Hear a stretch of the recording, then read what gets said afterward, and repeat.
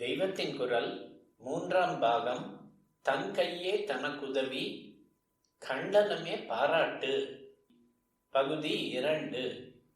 சரியாக நம் மதத்தை புரிந்து கொண்டால் அதில் இப்படியெல்லாம் இல்லவே இல்லை என்று நம்மிலேயே அறிவாளிகளாக, பிலாசபர்களாக இருக்கிறவர்கள் சொல்கிறார்கள். பரமாத்ம தியானம் இல்லாவிட்டால் சர்வ சக்தியாக இருக்கப்பட்ட ஏக வஸ்துவிடம் காரண காரியம் இல்லாத பக்தி, இதுதான் நம் மத கோட்பாடு. வயலில் களை வந்து சேர்ந்து பயிரையே நாசம் பண்ணிவிட்டு ஒரே அடியாக விருத்தி ஆகிறது போல மற்ற விஷயங்களும் சடங்குகளும் நம் மதத்தில் களையாக வந்து சேர்ந்து வளர்ந்து விட்டன. முக்கியமாக பிரீஸ்ட்ஹுட்டின் வெஸ்டட் இன்ட்ரெஸ்டினால் இப்படி ஆகிவிட்டது என்கிறார்கள். பார்ப்பான் தட்சிணை தட்சிணை என்று தண்டிக் கொள்வதற்காகவே இப்படியெல்லாம் சடங்கு என்று வைத்து ஏமாற்றுகிறான் என்பதைத்தான் இப்படி கௌரவமாக பிரீஸ்ட்ஹுட்டின் வெஸ்டட் இன்ட்ரெஸ்ட் என்கிறார்கள். நான் இவர்களோடு சேர்ந்து கொண்டு நம்முடைய ரிலிஜன் என்பது ஹை பிலாசபி தான், அதில் 100,000 சாமி, பித்ரு சமாச்சாரம், சடங்கு எல்லாம் களையாக வந்து சேர்ந்து விட்டது என்று சொல்லப் போவதில்லை. கிரிட்டிசைஸ் பண்ணுகிறவர்களோடு சேர்ந்து கொண்டு ஏக பரமாத்மாவை பற்றிய தியானத்தை விட அல்லது ஈஸ்வரன் என்ற ஒரே ஒருத்தனிடம் ஐகாகிரிய பக்தியை விட திவசமும் தினுசான ஹோமமும் பூஜையும் வேண்டுதலும் தான் நம் மதத்தில் ஜாஸ்தியாய் இருக்கின்றன என்றுதான் சொல்லப் போகிறேன். ஆனால் அதை கிரிட்டிசிசமாக சொல்லப் போவதில்லை. இப்படித்தான் இந்த மதம் இருக்கிறது, அதனால் காட்டேரிக்கு படையல் போடுங்கள், நவகிரக சாந்தி, மிருத்யுஞ்சய ஹோமம் எல்லாம் பண்ணுங்கள், பஞ்ச மகா யஜ்ஞம் பண்ணுங்கள், திவசம் திங்கள் இப்போது நேரம் தப்பி சங்கேபமாக சுருக்கி பண்ணுகிறது போல இல்லாமல் சாஸ்திரோக்தமாக இன்னும் சாங்கோபாங்கமாக செய்யுங்கள். பிரீஸ்ட்ஹுட்டுக்கு இன்னும் கொஞ்சம் மட்டமாக பிரீஸ்ட் கிராஃப்ட் என்றும் சொல்லப்படுகிறவர்களுக்கு இப்போது போல் இல்லாமல் நிறைய வாரி வாரி தட்சிணை கொடுங்கள் என்றுதான் சொல்லப் போகிறேன்.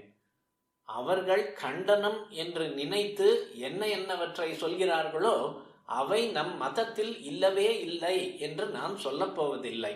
இருக்கத்தான் இருக்கின்றன என்று அழுத்தமாக சொல்லப் போகிறேன். இதை வருத்தத்தோடு அப்பாலஜெட்டிக்காக சொல்லப் போவதில்லை. ஆமாம், இப்படித்தான் ஐயா எங்கள் மதத்தில் இருக்கிறது, இப்படி இருப்பதுதான் சரி என்று பெருமையோடு சொல்லப் போகிறேன். ஒரே சுவாமியை நினைப்பது தானே உசத்தி? ஆமாம், அதுதான் உசத்தி. திரும்பி திரும்பி தான் தன் பித்ரு புத்திராதிகள் என்று இல்லாமல் ஹியூமனிட்டி முழுதற்கும் சர்வீஸ் பண்ணுவது தானே உசத்தி? ஆமாம், ஒப்புக்கொள்கிறேன். பின்னே எப்படி தன்னை சேர்ந்த இதுகளுக்காகவே பண்ணுவதை யஜ்ஞ ஹோமங்களிலிருந்து படையல் வரை எல்லாவற்றையும் சரி என்று சொல்லி ஆதரிக்கிறீர்கள்? ஏன் ஆதரிக்கிறேன் தெரியுமா? இதுகள் எல்லாவற்றிலும் கூட ஏக பரமாத்மாவுக்கான வழிபாடுதான் உள்ளே ஓடுகிறது. இதுகளிலும் பரோபகாரம், ஆத்மோபகாரமான சித்த சுத்தி ஆகிய உயர்ந்த லட்சியங்களே பூர்த்தியாகின்றன. அதெப்படி கொஞ்சம் கூட புரியவில்லையே. அப்படித்தான் இந்துக்களில் ரொம்ப பேரும் புரிந்து கொள்ளாமலே தான் இவற்றை பண்ணுகிறார்கள், அல்லது புரிந்து கொள்ளாததாலேயே தான் விட்டு விடுகிறார்கள். சரியாக புரிந்து கொண்டால் இது எல்லாவற்றிலும் ஏக பரமாத்ம சிந்தனை உள்ளூர இழையோடி கொண்டுதான் இருக்கிறது. பரோபகாரமோ வேறெந்த மதத்திலும் இல்லாத அளவுக்கு இவற்றில்தான் பிரகாசிக்கிறது. எப்படி இருக்கிறது? ஒரு பரமாத்மா தான் என்கிறது வாஸ்தவம். அதை தவிர வேறேயே கிடையாது. மனுஷன், மிருகம், பூச்சி, பொட்டு எல்லாம் கூட அதுதான் என்பதை ஹிந்து மதம் மாதிரி சொல்கிற மதம் வேறு ஒன்றும் இல்லை. ஆனாலும் அதை அனுபவத்தில் தெரிந்து கொள்வது லேசில்லை. மற்ற மதக்காரர்கள் ஒரே காட் அல்லது நிர்வாணம் அல்லது கைவல்யம் என்று சொன்னாலும் அவர்களை கேளுங்கள். நீங்கள் அந்த ஒன்றைத்தான் தியானமோ பிரார்த்தனையோ பண்ணுகிறீர்கள் என்பது வாஸ்தவமானால் நீங்கள் வாஸ்தவத்திலேயே அதை தெரிந்து கொண்டு விட்டீர்களா? ரியலைஸ் பண்ணி விட்டீர்களா, பிரத்யக்ஷமாக அனுபவித்து விட்டீர்களா என்று அடித்து கேட்டால் அவர்களில் ரியலைஸ் பண்ணிவிட்டேன் என்று பதில் சொல்லக்கூடியவர்கள் லட்சத்தில் ஒருவர் தான் இருக்கலாம். ஆத்ம சம்பந்தமோ ஈஸ்வர சம்பந்தமோ இல்லாததாக தோன்றும் இத்தனை காரியங்களில் மாட்டிக்கொண்டுள்ள நம் மதஸ்தர்களிலோ நிச்சயமாக அவர்களை விட ஜாஸ்தி அனுபூதிமான்கள், ரியலைஸ்டு சோல்ஸ் இருந்திருக்கிறார்கள். இது நான் சொல்வதில்லை. அவர்களே இந்தியாவைத்தான் லேண்ட் ஆஃப் செயின்ட்ஸ் அண்ட் சேஜஸ் என்று ஸ்லாகிக்கிறார்கள். இன்றைக்கும் நாம் லௌகிக சௌரியங்களுக்காகவே அவர்களுடைய தேசங்களுக்கு ஓடுவதாகவும் அவர்கள் ஆத்மாபிவிருத்திக்காக நம் தேசத்துக்கு வந்து சேருவதாகவும் இருப்பது யதார்த்த உண்மை. காரணம் என்ன? ஸ்வயநலனாக இவன் செய்து கொள்வதாக தோன்றுகிற பலவித ஹோமம், பூஜை முதலியவற்றிலும் கூட ஆத்ம பரிசுத்திக்கான மருந்தும் இருப்பதுதான். எல்லாம் பரமாத்மாவானாலும் லோகத்தின் நடைமுறையில் ஒன்றுக்கொன்று வித்தியாசமான ஜீவன்கள் என்று வைத்துத்தான் காரியங்கள் நடந்தாக வேண்டியிருக்கிறது.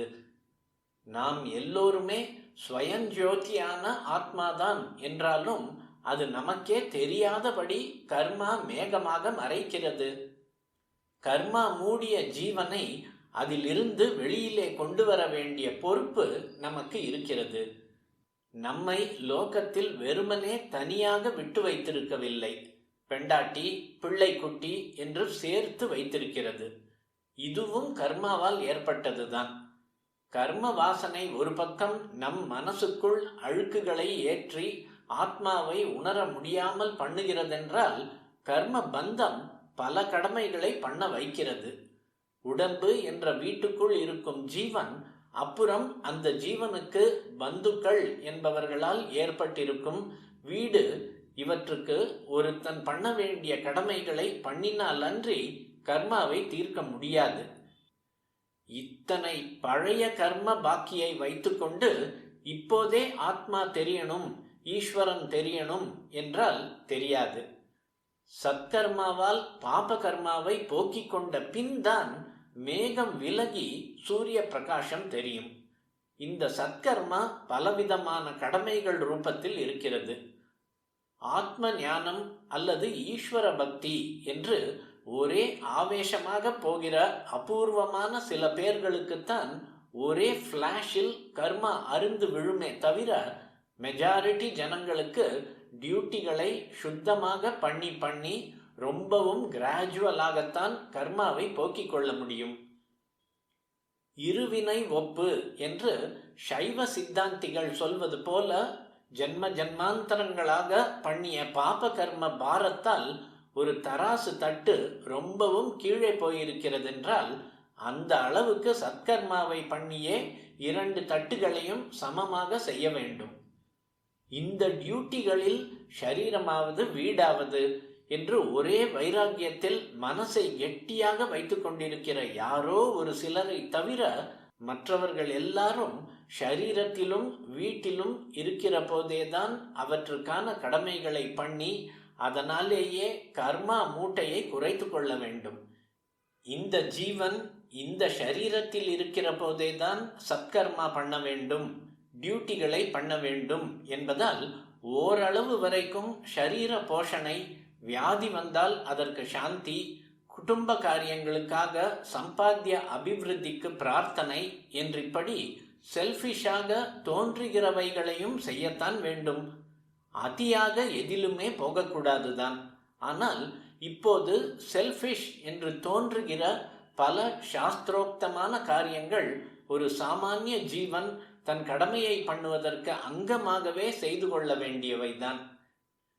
இப்படியே கர்மாவால் நமக்கு வந்து வாய்த்து நாம் அவர்களுக்கு பட்ட ஜன்மாந்தர கர்ம கடனை இப்போது நாம் செய்யும் டியூட்டி ரூபமான கர்மாவால் தீர்த்து வைக்கும் தார புத்திராதிகளுக்கான பல சாஸ்திரோக்த காரியங்களை பண்ணுவதற்கும் செல்ஃபிஷ் என்று வெட்கப்பட வேண்டியதில்லை. மந்திரபூர்வமாக இப்படிப்பட்ட சாஸ்திரோக்த காரியங்களை பண்ணும் போது அந்த மந்திரங்கள் லௌகிகமாக ஒரு பலனை தருவதோடு சித்த சுத்தியையும் தருகின்றன என்பதை கவனிக்க வேண்டும். வெறும் கர்மாவே சித்த சுத்தி தருவது என்றால் மந்திரத்தோடு சேர்ந்து வரும் போது சித்த பரிசுத்திகர சக்தி இன்னும் ஜாஸ்தியாகிறது. ஒரு பிண்டத்துக்கு பும்சவனம் பண்ணும் போது, ஒரு பிறந்த குழந்தைக்கு ஜாத கர்மம் பண்ணும் போது, அது வளர்ந்து விட்டு உபநயன சம்ஸ்காரம் பண்ணும் போது அந்த ஜீவனின் ஆத்ம பரிசுத்தியை முக்கியமாக உத்தேசித்தே இந்த காரியங்கள் செய்யப்படுகின்றன. நம் பொறுப்பில் ஈஸ்வரன் விட்டிருக்கிற இந்த நம்முடைய சொந்த ஜீவன், அப்புறம் பெண்டாட்டி, பிள்ளை குட்டி என்கிற ஜீவர்கள் ஆகியவர்களுக்கு நியாயமாக லோகத்தில் என்ன நல்லது கிடைக்க வேண்டுமோ அதற்கும் இவர்களுடைய ஆத்ம பரிசுத்திக்காகவும் ஒருத்தன் செய்யும் காரியங்களும் ஒரு தினசில் ஜீவாத்ம கைங்கரியம்தானே, பரோபகாரம்தானே. இதுவே எல்லாம் என்று வெளி லோகத்தில் இருக்கிற கஷ்டங்களை பார்க்காமல் அதற்காக எந்த தொண்டும் செய்யாமல் இருந்தால் அதுதான் தப்பு. அளவறிந்து இந்த சொந்த காரியங்களை பண்ணும் போது வெளி காரியத்துக்கு, லோக சேவைக்கு பொழுது இல்லாமல் போகவே போகாது. நம்முடைய ஜீவன் நம் பந்துக்களின் ஜீவன்கள் ஆகியவற்றுக்கும் உபகரிக்கத்தான் வேண்டும். அதனாலேயே இந்த ஜீவனை ஷரீர பந்தத்திலிருந்தும் விடுவித்துக் கொள்ள வேண்டும்.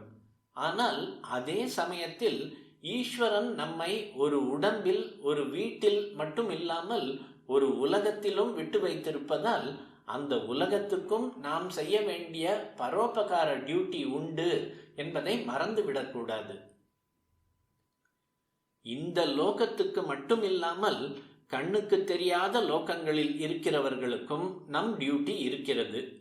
செத்து போனவுடன் ஜீவன் சந்திரலோகம், பித்ருலோகம், நரகலோகம் என்று எங்கெங்கேயோ போகிறது என்கிறார்களே, அங்கேயும் அப்புறம் அந்த ஜீவன்கள் திரும்பி இந்த லோகத்திலேயே எங்கே எந்த ரூபத்தில் புனர்ஜன்மாவாக வந்திருந்தாலும் அங்கேயும் வேண்டியவைகளை போய் சேர்வதற்காகத்தான் அபர காரியங்கள், திவசம், தர்ப்பணம் எல்லாம். இதுவும் பரோபகாரத்தை சேர்ந்ததுதான்.